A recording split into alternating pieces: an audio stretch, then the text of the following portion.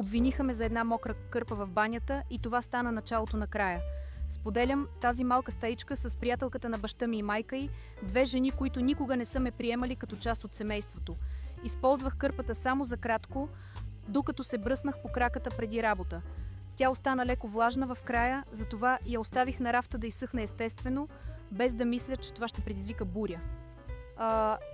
Майка й обаче публикува снимка в нашата обща група и ме запита публично защо съм толкова небрежна и нечиста. Обясних си грешката веднага, признах, че съм забравила да я изсуша напълно и се извиних искрено за неудобството, което съм причинила. Отговорът обаче беше леден и безмилостен. Трябвало да се старея повече заради тяхното щастие и комфорт в дома им. Приятелката на баща ми добави с гордост, че правилата трябва да са публични онлайн, за да видят всички колко съм лош пример. Усещах се унижена от този скандал заради нещо толкова малко и незначително като една кърпа. Сълзите ми бяха безполезни пред техните студени погледи в чата. Баща ми иска семейна среща, но винаги завършва с обвинения към мен за всяка дребница, която се случи под един покрив. Той никога не ме защитава и остава мълчалив, докато те ме разкъсват на парчета. Вие бихте ли търпели такова отношение в собствения си дом или щяхте да избягате веднага?